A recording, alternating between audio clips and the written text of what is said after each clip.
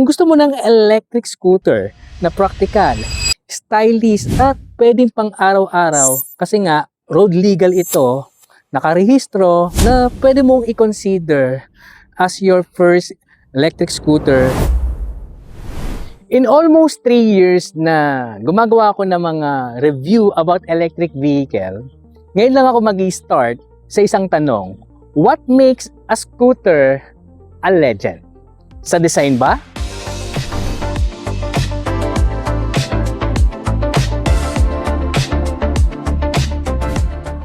O sa performance? O sa confidence na nararamdaman mo habang nasa biyahe?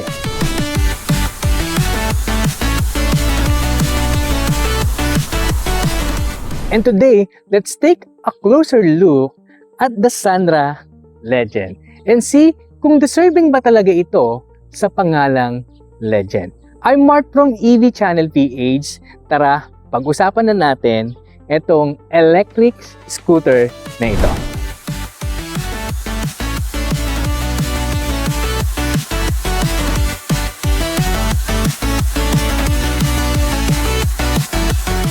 Okay, let's start sa kanyang design. Kung mapapansin mo, kakaiba yung design nitong Sandra Legend.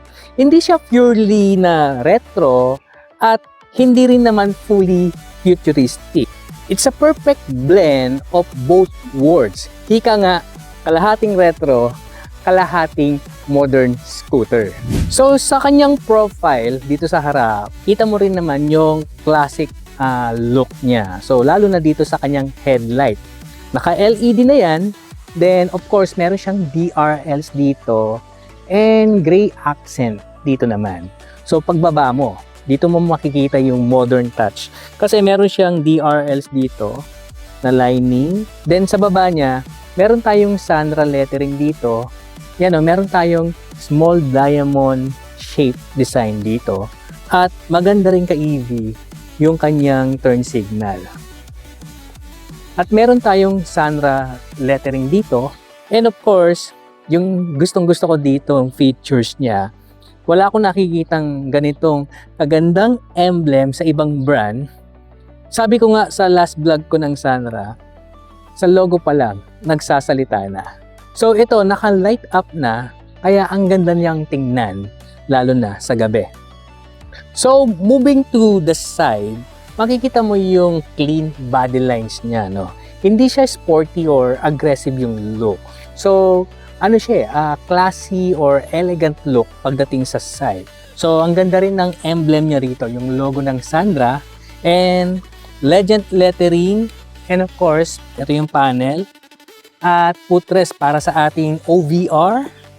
And maganda yung fairings nito kay EV. Makapal. Actually, pag pinatok mo to, patokin mo yung ibang mga motorcycle. Alam mong mas makapal ito. So, ang isa sa napansin ko rito habang dinadrive ko, napaka-comfortable nitong kanyang leather seat. Kasi ang lambot, tapos mahaba. So, pwede nga 3 dito. Anyway, maganda yung pagkakagawa ng stitching niya rito. Then, meron din siyang Sandra logo dito. Then, yung grab bar niya, matibay yan. Then, meron siyang mga reflectors dito. Ang ganda niyang kanyang tail light, no? Kita niyo naman dito. Yung brake light niya, logo ng Sandra. Nagsasalita din. So, try natin. You can see, di ba? Ang ganda. At ang maganda sa kanyang tail light, ayan o, pahaba din siya. Ayan. Papunta rito.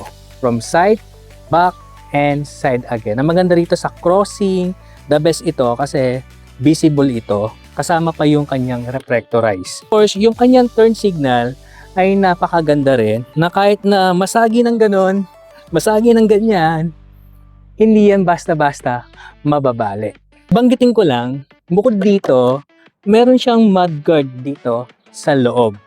Protection na rin para hindi masyadong madumihan dito sa ilalim ng kanyang upuan.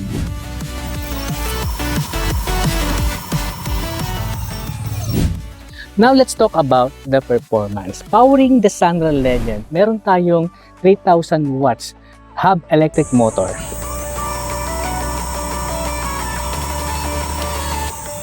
Kaya nitong umabot ng 80 km per hour yung kanyang top speed. Another impressive dito, kaya niyang umakyat ng 27% incline.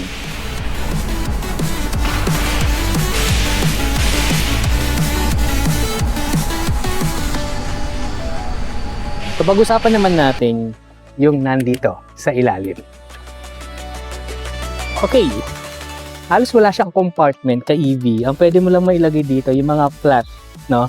Pero sa loob ng battery, yan, tanggalin natin to. Meron pang space dito na pwede kang maglagay ng mga maliliit na bags or item or tools. Anyway, yung battery capacity nito is 72 volts, 39 amp hour na lithium iron phosphate. So, maganda rin yung klase ng battery niya, no? Na isa sa mga safest battery yung lithium iron phosphate. So, yes, removable. So, kung nakatira ka sa condo or malayo yung parking mo, pwede mong buhatin yung battery mo. So, ang maganda rito, meron siyang breaker dito just in case hindi mo gagamitin yung electric scooter mo. Pero patayin muna natin bago natin i-remove. Okay. So, yan. Actually, mabigat siya. 25 kilos lang naman itong kanyang battery. So, kung malaki-laki naman yung katawan mo, pwede mong gawing pang weights to. Diba? Anyway. Nakakapagod. Halatang hindi na sanay magpunta sa gym. Anyway, ayan. Sealed dyan ka EV. Kaya, wala kang ikaka-worry kung mabaha ka man. Maganda rito, easy lang i-remove at ibalik. So, buksan na rin natin ulit. Pagdating naman sa charging time, the approximate time is 4 hours. At nandito pala yung kanyang charging port. So, pagdating sa comfort and suspension, naka-dual hydraulic suspension na tayo sa harap at single suspension naman dito sa likod. Hydraulic na, pero may spring, kaya single kasi single arm lang tayo dito sa likod. So, naka-disc brake na rin dito and even dun sa harapan. And of course, meron tayong combi brake system and traction control system na kahit na medyo madulas yung kalsada, magsasabay pa rin iikot yung ating mga gulong. Okay, dito naman tayo sa kanyang driver side. Meron tayong odometer, trip meter, mode selector, yung 1, 2, 3. Ito yung kanyang speed mode. Okay? And kung ilang oras nang nakabukas itong scooter natin, battery percentage, tsaka yung kanyang bar. Makikita mo rin dito. At isa pang safety features nito, pag binaba mo to, hindi mo na siya mapapaandar at mayroon lilitaw dito na icon. So, kailangan mong itaas yan ulit. Then, i-press mo yung brake or yung i-push mo yung button dito. Then, pwede na ulit. Yung side mirror niya, nakadahon type yung side mirror. Yan o, ang dami niyang kanto. Yung quality na ginamit sa mga, like dito sa handle, and of course sa mga buttons, alam mong motorcycle grade. Magandang klase, hindi siya mukhang mumurahin. Meron tayong high and low beam, okay, signal light, and busina. Magandang klase yung busina niya.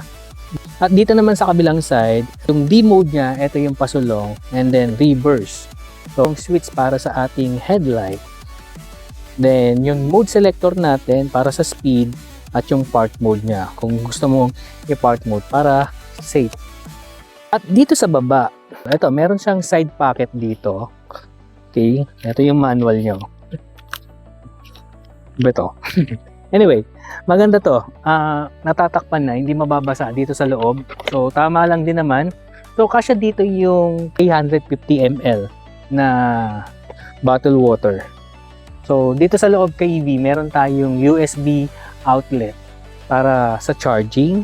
Meron tayo ditong foldable na hook. Ayan, meron din siyang lock para hindi matapon. Just in case mabump ka, hindi tatapon yung pinamili mo. Meron siya ulit na pocket dito. Ayan para sa, ayan, nilalagyan ko ng basahan or yung, pwede rin naman yung bottle water natin dito. Kaya lang hindi siya safe kapag nabump tayo. And of course, ayan, yung key natin, meron tayong manual key. Okay? And remote na rin. Kung ayaw mong gamitin to, pwede mong gamitin itong remote. Pwede mo siyang start gamit yung remote at pwede mong patayin at i-lock na rin yung ating scooter. So nalalak to kay EV hindi ka mukha sa ibang mga electric scooter na na-review na natin before. Wala siyang lock. Ito pwede mo siyang i-lock. Yan ang isa sa mga security features na meron itong electric scooter na ito. Then, maluwag naman kay EV yung ating gulay board dito. Ayan o.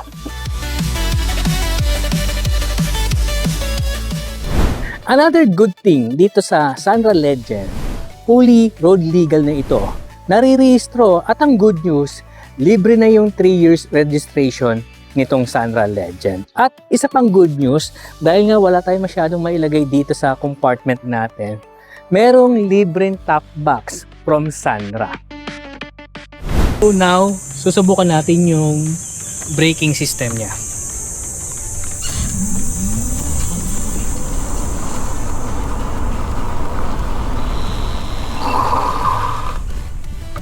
Nice.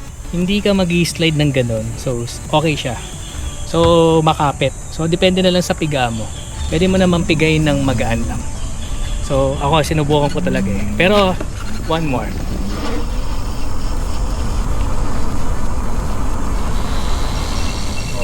Kung magaan lang ang piga mo, may braking power din naman.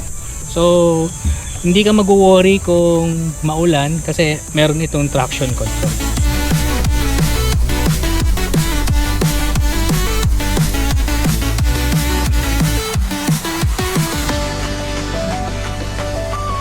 So, ang ating experience dito, masarap siyang i-drive. Even sa mga ganitong paakyat, sa mga rough road, okay din naman. Kaya ng suspension niyang i-handle yung mga bumps, mga uneven road. So, sa handling naman, better naman. So, tama lang sa akin yung taas ng kanyang manibela.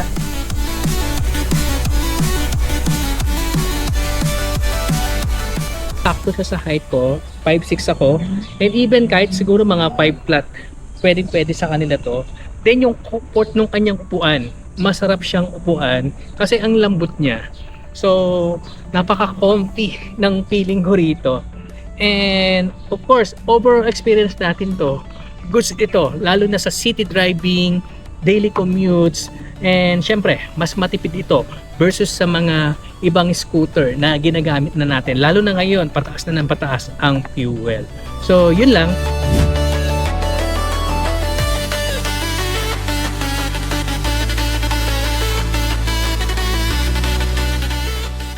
So, for me, the Legend is not about the name. It's the confidence, the comfort, or the smooth riding experience na dala nito. So, kung gusto mo ng electric scooter na practical, stylish, at pwedeng pang araw-araw dahil nga road legal ito, well, pwede mong i-consider itong Sunra Legend. At ang presyo nito is 129,900 pesos. Ito yung ating full review ng Sunra Legends. This is Mark from EV Channel PH. Stay charged and drive this electric.